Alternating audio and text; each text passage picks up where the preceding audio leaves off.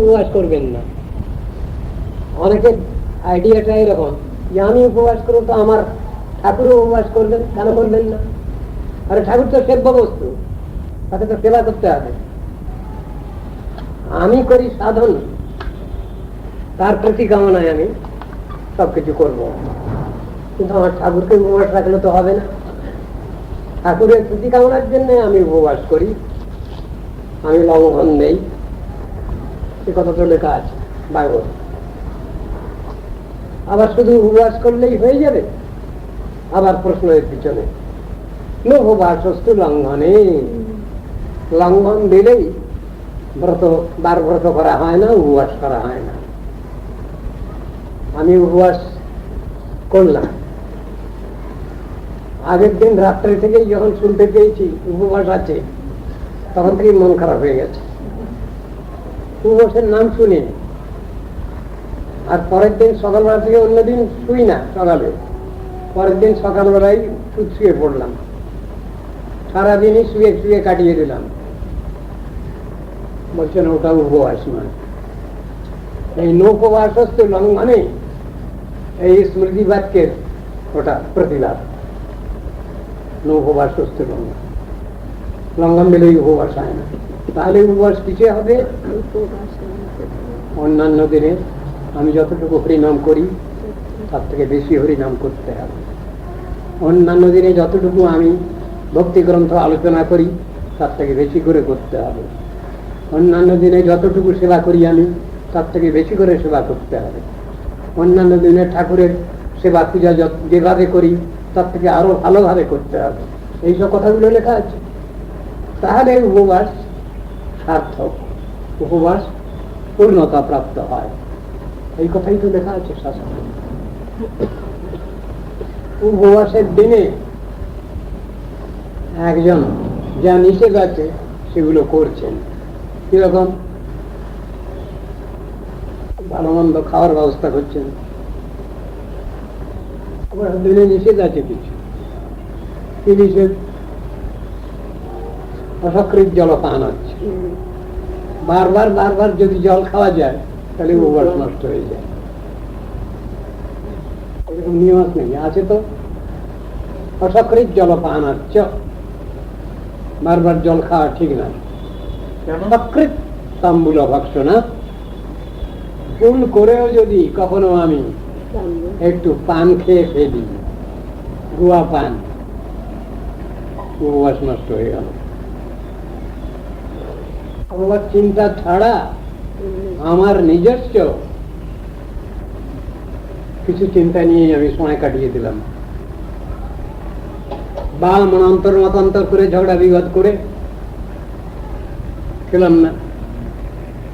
ঝগড়া বিবাদ করে খেলেন না, প্রহ্লাদ মহারাজের ব্যাপারে আছে, এটা সকলের বেলায় কি হবে? ওটা এই তো একটা বিচার। প্রহ্লাদ মহারাজের ব্যাপারে ওটা হলো, তিনি যে স্ট্যাটাসের লোক, তার জন্য হয়েছে ওটা। এখন আমি যদি ওরকম করি তাহলে কি হবে? ঝগড়া বিবাদ করে খেলাম না, রাগ করে হবে না। ঠাকুর কীর্তন করলেন, ভুলিয়া তোমারে সংসারে আসিয়া নানাবিধ ব্যথা, তোমার চরণে আসিয়াছে আমি বলিব দুঃখের কথা। জননী জঠরে ছিলাম যখন বিষম বন্ধন পাশে, একবার প্রভু দেখা দিয়া মোরে বঞ্চিলে এ দীনদাসে। এটা কি সকলের জন্য লেখা হয়েছে? এটা সকলের জন্য নয়, কোন বিশেষ ক্ষেত্র, বিশেষ জীবাত্মার ক্ষেত্রে এই ঘটনা হয়। ভাগবতে বর্ণনা আছে, সকলের হয় না। মাতৃগর্ভে থেকে ভগবানের চিন্তা করার এই সুযোগ, এই অপরচুন মোমেন্ট সকলের আসে না, কদাচিৎ কারো আসে। ভক্তিবিনোদ ঠাকুরের এসেছে, তাই তিনি নিজের কথাই বলে গেছেন। ওটা সকলের বেলা কমন ফ্যাক্টর নয়, এই কথাই লেখা আছে। একবার প্রভু দেখা দিয়া মরে বঞ্চিলে এই দীনদাসে, তখন ভাবিনু জনম পাইয়া করিব ভজন তব, জনম হইল পরিমায়া জলে, না হইল জ্ঞান লব। আদরের ছেলে স্বজনের কোলে হাসিয়া কাটানো কাল, জনক জননী স্নেহেতে বলিয়া সংসার লাগিল ভালো। এই যে পরপর স্টেজ ব্যাখ্যা করে যাচ্ছেন, ওর নিজের লাইফটাকেই বলে যাচ্ছেন। সাধারণ সকলেরই প্রায় জীবনটা এরকমই হয় সেই হিসাবে। কিন্তু আমি যদি বসে থাকি, আমি তাহলে প্রতিজ্ঞা করেছিলাম, তা নয়। সকলেরও ভাগ্য সৌভাগ্য হয় না, কদাচিৎ কারো হয় সৌভাগ্য। সেই কথাই লেখা আছে ভাগবতে। সব জিনিসটাই আমার জন্য নয়, কারো ব্যক্তিগত কর্ম একরকমের, ব্যক্তিগতই। আর সাধারণ যে পর্যায়ে আছে সেটাও সকলের ঘাড়ে চাপিয়ে দিলে হবে না, দুরকমই কথা। সাধারণ সাধারণই থাকবে, অসাধারণ অসাধারণ থাকবে। দু কথাই তো আছে শাস্ত্রে। আমি কি করব, আমরা কতটুকু কি করব, যতটুকু পারি ততটুকুই করব, উইথ হার্ট অ্যান্ড সোল, অন্তর দিয়ে করব, সরল ভাবে করব, নিষ্কপটে করব, শাস্ত্রের আদেশ নির্দেশ অনুজ্ঞা যতটা পারি পালন করব। পালন করাটাই তো বড় কথা। অপালন করা, পালন না করা, এটাতে খুব বাহাদুরি নাই। খারাপটাকে ছাড়তে হবে, এ কথা হাজারবার লেখা আছে শাস্ত্রে। ভালোটাকে গ্রহণ করতে হবে, দুটো কথাই তো পাশাপাশি লেখা আছে Gita Bhagavat. Negative positive side. খারাপ যেগুলো আছে সেগুলো ছাড়ো, আর ভালো যেগুলো সেগুলো তোমার হৃদয়ে পোষণ করো, এই তো কথা লেখা আছে। দুঃসঙ্গ খারাপ জিনিস ছাড়ো, সাধু সঙ্গ ভালো জিনিস গ্রহণ করো। ওটা পাওয়ার আকাঙ্ক্ষা রাখো, যে কোনো উপায়ে তোমাকে ওই জিনিস পেতে হবে। সেটা পেতে গেলে যা ব্যবস্থা করতে হয় সেগুলো তুমি করো, সেটাই তো সাধন প্রচেষ্টা। দুটোই তো রাখতে হবে। কোনটাকে বাদ দেবো আমি? খারাপটাকে ছাড়তে হবে, ভালোটাকে গ্রহণ করতে হবে। তার জন্য আর পারিপার্শ্বিক যেসব আমার করণীয় আছে সেগুলো আমাকে করতে হবে, আমি তো ছেড়ে দিতে পারবো না। আমার শরীর খারাপ এই দেখে যদি আমি না মরতেই ভূত হয়ে যাই, তাহলে তো আমার দ্বারা কিছুই সম্ভব হবে না। শিকারের ভয় করে যদি আমি কিছুই না করতে চাই, তাহলে তো আমি ফাঁকিবাজ বলে প্রমাণিত হয়ে যাব সংসারে, সমাজে। এটাও তো দেখতে হবে আমাকে, কৈফিয়ত তো আমাকে দিতে হবে। ভাবের ঘরে চুরি, এটা কথা আছে না? তবে সব লোককে ঠকানো যায় খুব সহজ, কিন্তু ভগবানকে তো ঠকানো যায় না, অন্তর্যামী গুরু বৈষ্ণবকে তো ঠকানো যায় না, এটা তো আছে। আমি নিজেরই যে চিটিংবাজি করতে পারি, মনকে প্রবোধ দিয়ে দিলাম, মনকে বুঝিয়ে দিলাম একটা কিছু আমার সুবিধা অনুসারে, হবে না। তার বুঝটা দিতে হবে ভগবানকে, বুঝটা দিতে হবে গুরু বৈষ্ণবকে, বুঝটা দিতে হবে জীবাত্মাকে, বুঝটা দিতে হবে আমার বিবেককে, কনসেন্সকে, তার কাছে পড়া দিতে হবে। এই তো কথা, কথাগুলো তো এইরকমই আছে। আমার মন যদি ভগবানে তন্ময়তা লাভ করে, সেই মনটা আপনার অনুগত, সে মনটা যা করে ঠিকই করবে। কিন্তু আমার মনটা যদি অবশীভূত মন, তাহলে তো কিছু হলো না, তারপর আমি উল্টো পাল্টাই করলাম। আমার ইন্দ্রিয় বশীভূত মন না ছাড়ে বিষয় রতি, এখানে খারাপটাই বলতে যাচ্ছেন। ইন্দ্রিয়, জড় ইন্দ্রিয় বশীভূত মন যেটা, তাকে তো আর ভালো বলা হয়নি। কিন্তু আত্মার বশীভূত মন, আত্মার ডিরেকশন অনুসারে যে মন চলে, সে মনটা তো ভালো। সেইটাই তো হওয়ার কথা বলেছেন শাস্ত্রে। তার মানে আনুগত্য। আনুগত্য কার করব? শ্রেষ্ঠ ব্যক্তির আনুগত্য করব, শ্রেষ্ঠের আনুগত্য করব, পরমোপাস্য ভগবানের আনুগত্য করব, গুরু বৈষ্ণবের আনুগত্য করব, ভালোর আনুগত্য করব।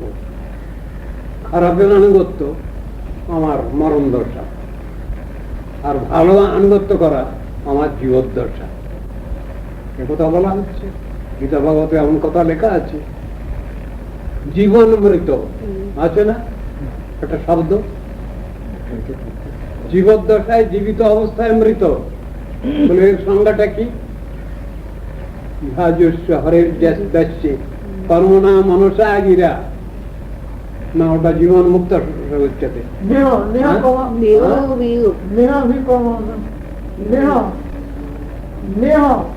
নেহ যৎকর্ম ধর্মায় ন বিরাগায় কল্পতে ন তীর্থ পাদ সেবা ওই জীবন মৃত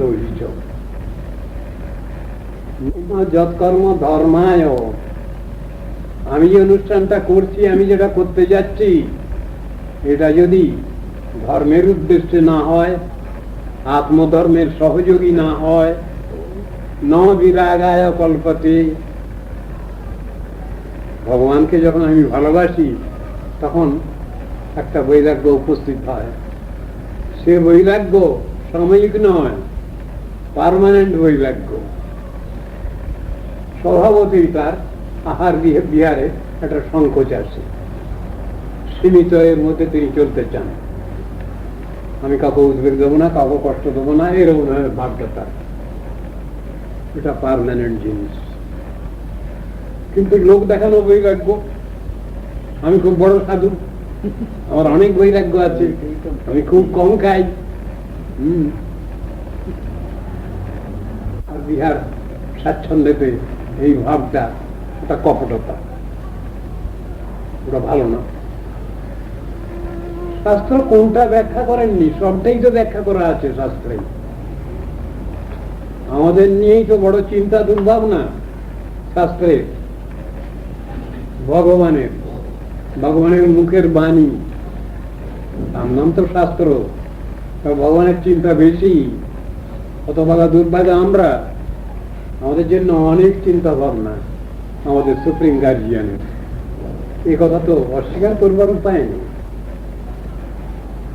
তার যে চিন্তা আছে সেই চিন্তা ব্যাখ্যা করা যায় না, অথচ তিনি সবটার মধ্যেই আছেন। গীতায় উপদেশ করছেন কৃষ্ণ নিজে,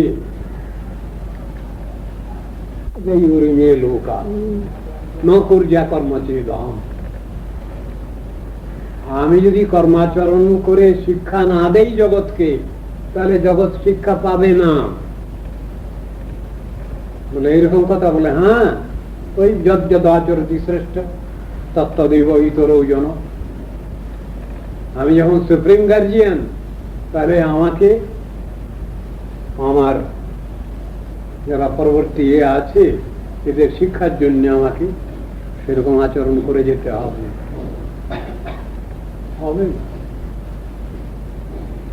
আবার যদি ছেলের সামনেই বিড়ি সিগারেট খান, ছেলে বলেই ফেলবে, তুমি খাচ্ছ কেন? কি কথা, চুপ হয়ে যেতে হবে তখন বাপকে। সত্যিই তো এইরকম ধরনের শিক্ষা রয়েছে ধর্ম জগতেও, সে কথা বুঝানো আছে। যদি আদর্শ না রাখেন সামনে, মুশকিল হয়ে যায় তো, সন্তান সন্ততি বর্গের পক্ষে খুব অসুবিধা হয়ে যায়। এইসব কথাগুলো রয়েছে। কৃষ্ণ বলছেন, আমাকে এই কষ্টকর পরিশ্রম করতে হচ্ছে অর্জুন। গার্জিয়ান হওয়া বড় মুশকিল, মালিক হওয়া বড় মুশকিল, সর্বোপরি মালিক হওয়া আরো মুশকিল।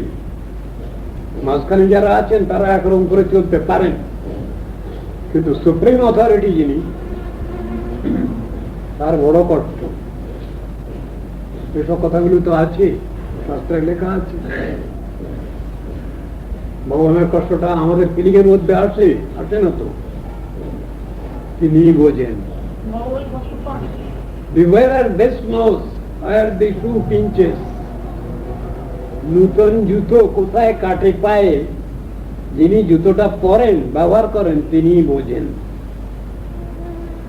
ভগবান ওই রকম ধরনের সমঝদার, বুঝদার, তার বুঝের মধ্যে কোনো ভুল নেই, খুব ভালোভাবে জানা আছে তার কোনটা কতটুকু ভালো কোনটা কতটুকু খারাপ। সেই অনুসারে তিনি নির্দেশ দিয়েছেন শাস্ত্রে, এইভাবে চলো তোমাদের কোনো অসুবিধা হবে না, ওই জিনিসটাকে ছাড়ো, এই জিনিসটাকে গ্রহণ করো। এই নেগেটিভ পজিটিভ সাইড দুটো পাশাপাশি আছে, এটাকে অস্বীকার করবার কোনো উপায় নেই। সমাজে আমরা চলবো, কিন্তু সমাজের যে আইন কানুন সাধারণ, এগুলো সবই অসম্পূর্ণ, ডিফেক্টিভ আইন। সেই আইনে আমাদের আপাতত চলতে হচ্ছে, কিন্তু পরমার্থের যে আইন, spiritual law, spiritual rules and regulations, সেগুলো অন্য রকমের, সম্পূর্ণই অন্য রকমের। সেই আইন কানুন কারো ভালো মন্দের অপেক্ষা রাখে না। সেই আইনকে কেউ ভালো বলল তাতেও তার কোনো অহংকার নেই সেই আইনের, আর তাকে কেউ সমালোচনা করলো সেই আইনকে তাতেও তার কিছু বয়ে যায় না, যায় আসে না। এমনই জিনিসগুলো তো এইরকম। আমরা যখনই তার ভিতরে আমাদের নিজস্ব চিন্তা বিচার ঢুকিয়ে দিতে চাই, তখনই ভুল হয়ে যায়, তখনই সেটা ভুল হয়ে যায়। ইউনিভার্সাল ল, তার মধ্যে আমাদের কোন রকম ব্যাখ্যা দেওয়া উচিত নয়। ব্যাখ্যা দিতে গেলেই আমরা যে বোকামি করি, যে বোকামির মধ্যে আমরা আছি, সেই বোকামি ডুবিয়ে দেওয়া হলো, ভগবানের গাড়ি চাপিয়ে দেওয়া হলো। শাস্ত্রের সমালোচনা করা মানে হলেই ভগবানের যে জাজমেন্ট ভার্ডিক্ট, তাতে হস্তক্ষেপ করা হলো। এসব কথাগুলো তো শাস্ত্রেই লেখা আছে, আমরা বুঝি না। আমরা আমাদের শিক্ষা, আমাদের জ্ঞান, আমাদের অভিজ্ঞতা যতটুকু আছে সেইটুকু নিয়েই তো আমরা বিচার করতে চাই, বিচার করি। তার বাইরে যাওয়ার ক্ষমতা আছে আমাদের না। আল্লাহ সম্বন্ধে সেটা হবে না। এই জগতের যে এগুলো আছে সেই নিয়ে আমি কিছু কমেন্ট করতে পারি, কিছু রিমার্ক পাস করতে পারি, কিছু পরামর্শ দিতে পারি। বিভিন্ন ডিপার্টমেন্টের অফিসে এই জিনিসগুলো আছে। আমাদের এই যে অফিস, যে কাজ যেভাবে চলছে, এই ফ্যাক্টরি যেভাবে চলছে, এ সম্বন্ধে আপনাদের কোনো সুচিন্তিত অভিমত যদি থাকে, এর উন্নতির জন্য আপনারা বলবেন, লিখিতভাবে বলবেন, মুখে মুখে না। এই বক্স থাকলো, তার ভিতরে আপনাদের সব এইগুলো বলবেন, গ্রিভেন্স, সুবিধা অসুবিধা, এই ফ্যাক্টরির কিছু উন্নতি হবে, এই প্রতিষ্ঠানে কিছু উন্নতি হবে, করা থাকে। ওগুলো সব ডিপার্টমেন্টে আছে। এগুলো হলে জাগতিক ব্যাপার, কিন্তু বৈকুণ্ঠ জগতের ব্যাপারে সাধারণের হস্তক্ষেপ করার কোনো অধিকার নাই। কেন? এ সম্বন্ধে তারা সম্পূর্ণই অজ্ঞ, জানেন না খবর। তাদের কোটেশন কল করা হয় না, ভালো মন্দের কোটেশন তাদের কল করা হয় না। কেউ আছেন তারাই সেটা দেখাশোনা করেন, এই অনুসারে সবটা চলতে লাগে, এটাই বলা আছে। আমরা সবাই সেই জন্যেই গুরু বৈষ্ণবের বিঘষাসী বৃত্ত, বিঘষাসী মানে কি? উচ্ছিষ্ট ভোজী বৃত্ত, ভগবানের উচ্ছিষ্ট ভোজী বৃত্ত। আমাদের করবার কিছু নেই। সেই স্পিরিচুয়াল লয়ের মডিফিকেশন আমাদের দ্বারা সম্ভব না। স্পিরিচুয়াল লয়ের মধ্যে অ্যাডিশনাল ট্রেশন আমাদের পক্ষে সম্ভব না। Axiomatic truth, universal truth, absolute truth, সে কথাগুলো বুঝানো আছে, আমরা সেইভাবে চলব। শাস্ত্রে যেমন আছে, এর থেকে ভালো কথা কেউ বুঝাতে পারেননি। আবার খারাপ যেটা সে সম্বন্ধেও বাস্তব অভিজ্ঞান দিতে কেউ পারেননি আমাদের। কথাটা এইরকম, ভালো খারাপ সম্বন্ধে এমন ধরনের কথাগুলো আছে। মডিফিকেশন হবে এখানকার আইনের, হবে অ্যাডিশনাল নোটেশন হবে এখানকার আইনের। স্পিরিচুয়াল লাইফে কোনো মডিফিকেশন হয় না, একসঙ্গেই সব কথাগুলো বলা আছে। ডিগ্রি হিসাব করে, positive degree, comparative degree, superlative degree একসঙ্গে হিসাব করেই সব বলা আছে। তার নাম হলো অ্যাবসলিউট ট্রুথ, বাস্তব সত্য। আর এখানকার যে সত্য, সে সত্য কিছু উল্টো পাল্টা বিজৃম্বিত, সবটা তার ভিতরে পাওয়া যায় না। আংশিক সত্য, পার্টলি সত্য, এ কথা বলা চলবে। হয়তো সেটা আদৌ সত্যই নয়, একদম মিথ্যা। আপনি মিথ্যা কথা বলছেন, এ কথা বললে কারো অবমাননা করা হয়, তখন ওটাকে মোলায়েম করে নরম ভাবে কিভাবে বলতে হবে? আপনি যা বলছেন সব অসত্য, ডাইরেক্টলি তাকে হিট করা হলো না, ঘুরিয়ে বলা হলো আপনি যা বলছেন সব অসত্য বচন, ডিগ্রি কমিয়ে দেওয়া হলো। কিন্তু কথাটা ঠিক আছে, আপনি যা বলছেন মিথ্যাই বলছেন। মিথ্যা বললে রাগ হবে, আপনি যা বলছেন সব অসত্য, এমন ভাবে ঘুরিয়ে বলা হয়। কেন? ডাইরেক্ট বলতে গেলে বা প্রতিবাদ হয়, অনেক সময় ভুল বোঝাবুঝি হয়, আরো বেশি দোষ ত্রুটি করে ফেলে কেউ, সেই জন্য ওই রকম ডিগ্রিতে বলা হয় কথাটা। কিন্তু ওই রকম জাগতিক জিনিস আর পারমার্থিক জিনিস দুটো আলাদা, দুই রকম আইনে চলে। আমরা এখানকার আইন পরমার্থ জগতে লাগাতে পারি না, আবার পরমার্থের আইন আবার এই জগতেও লাগানো চলে না, ভুল বুঝাবুঝি হয়ে যাবে। উদ্ধাপীয় সেই লীলা করে গৌর রায়, কোন কোন ভাগ্যবান দেখিবারে পায়। কতটা আছে আজও পর্যন্ত খুব সুন্দর সেই অপ্রাকৃত লীলা করছেন বলে, হ্যাঁ সকলে দেখতে পাচ্ছি না, আমরা বুঝতে পারছি না। কোন কোন ভাগ্যবান, তাদের দৃষ্টিতে আসছে, সকলের নজরে আসছে না। তাহলে দৃষ্টিভঙ্গি আলাদা। সমগ্র জগতের লোক একরকম আইনে চলছে মোটামুটি, তাহলে গীতার উপদেশ কেন? কি দরকার ছিল? ভগবান অর্জুনকে উপদেশ করার কোনো দরকার ছিল না, তিনি তো হায়ার লেভেলে আছেন। তাকে লক্ষ্য করে সমগ্র জগৎকে উপদেশটা করছেন কৃষ্ণ। তা সেখানে তারা তো সবাই জ্ঞানী গুণী, জগতের লোকের যে জ্ঞানের সীমা আছে তারা তো সবাই জ্ঞানী গুণী, অনেক কিছু জানেন বোঝেন। তাহলে কেন সেখানে কৃষ্ণ কথাটা তুললেন? জ্ঞানতে হম সবিজ্ঞানমিদম বক্ষ্যাম্যশেষত, আমি বলছি জ্ঞানের কথা।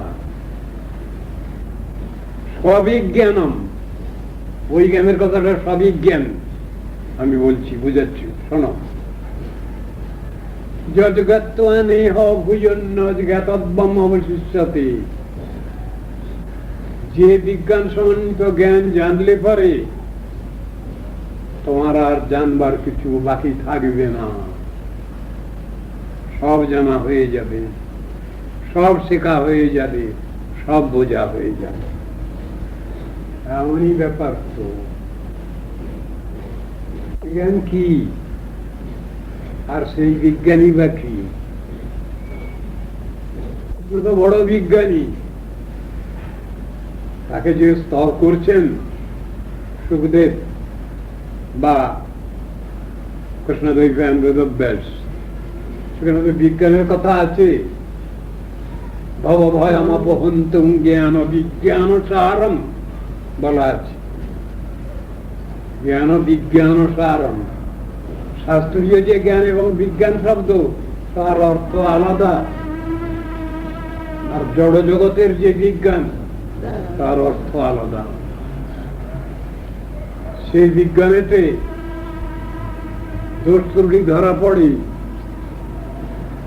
সে থিওরি একজনে এসে উল্টে দেন পরে এসে, আপনি এটা বলেছেন, এটা ঠিক হয়নি। আবার তিনি যতটুকু বুঝেছেন ততটুকু বলেছেন, তারপর আরো জন এসে বললেন না আপনার ওটা হয়নি ঠিক। এই তো জড় বিজ্ঞানের এইগুলো ইতিহাস আজও চলছে, এটা আজও চলছে এই ব্যাপার।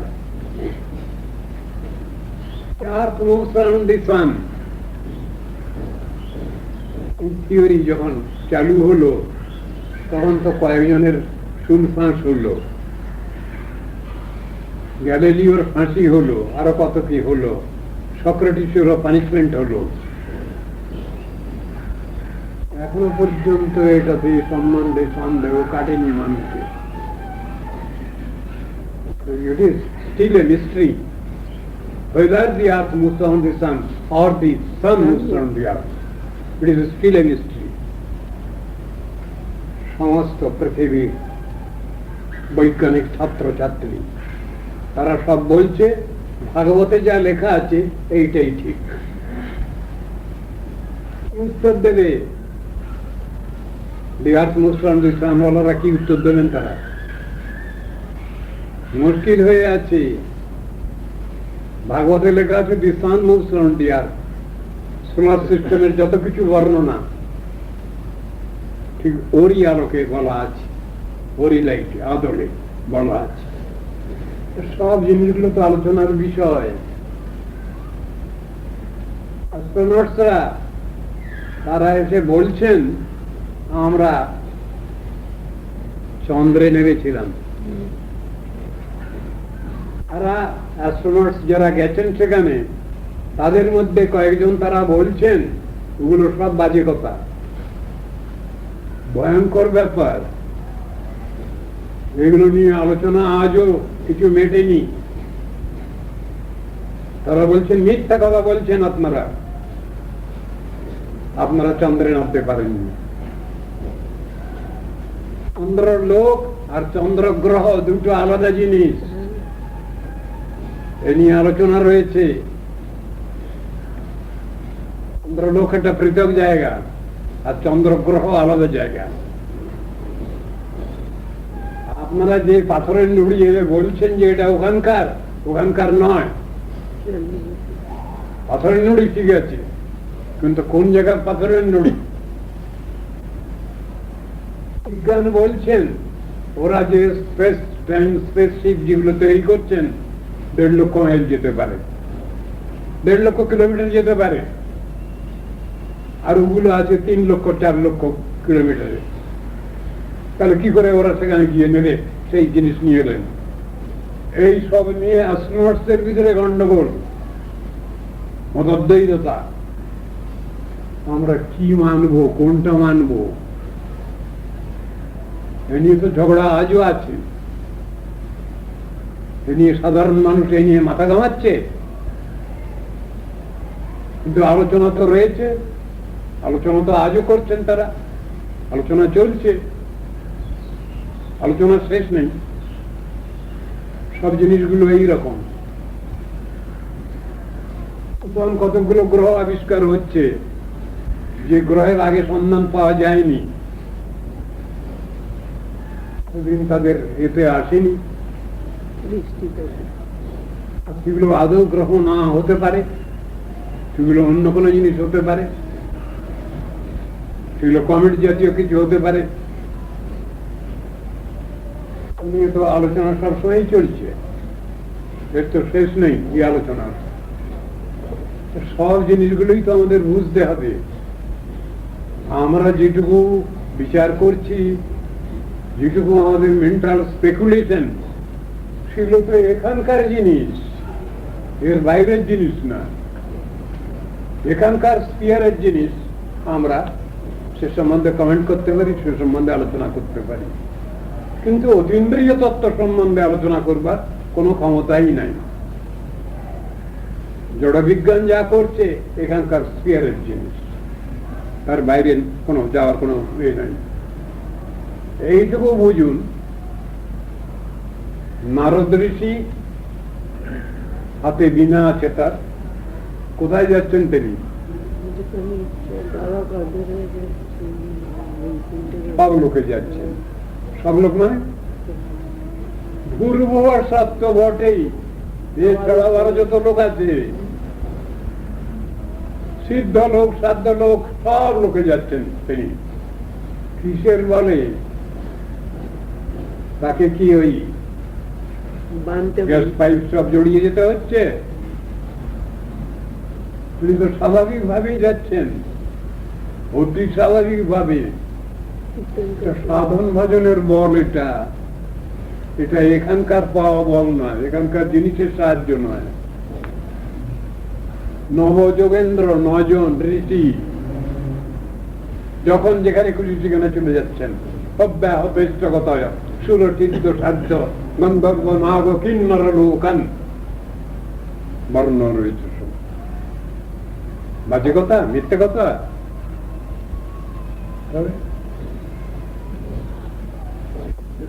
সব আবিষ্কার হয়েছে।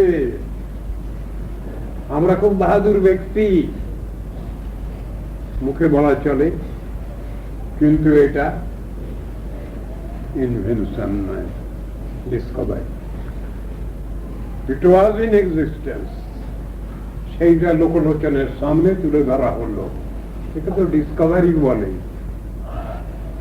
এই ডিসকভারির যে বাহাদুরি, সেটুকু আমরা নিতে পারি, তার বেশি আমরা কিছু বলতে পারি না।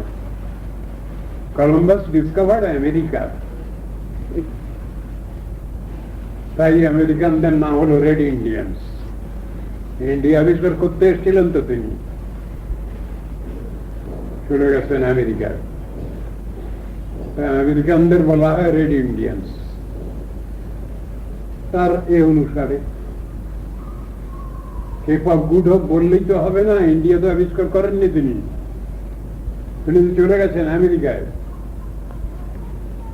তাই ওদের নামই দিলেন রেড ইন্ডিয়ান্স। ওরা কি রেড ইন্ডিয়ান্স নাকি? তাহলে নামকরণ হলো কেন ওরকম? ইন্ডিয়ান্স নয়, কিন্তু তিনি তো নামকরণ করলেন রেড ইন্ডিয়ান্স বলে। সব জিনিসের ভিতরে এইরকম ধরনের গন্ডগোল আছে। কি করবো আমরা? আমাদের বিদ্যা বুদ্ধি কতটুকু, আমাদের জ্ঞান ভান্ডার কতটুকু, জমার ঘর কতটুকু, সীমিত। এর বাইরে যাওয়ার ক্ষমতা নেই। বাইরে যাওয়ার ক্ষমতা হয়, তার একটা অবস্থা আছে, তার একটা পরিবেশ আছে,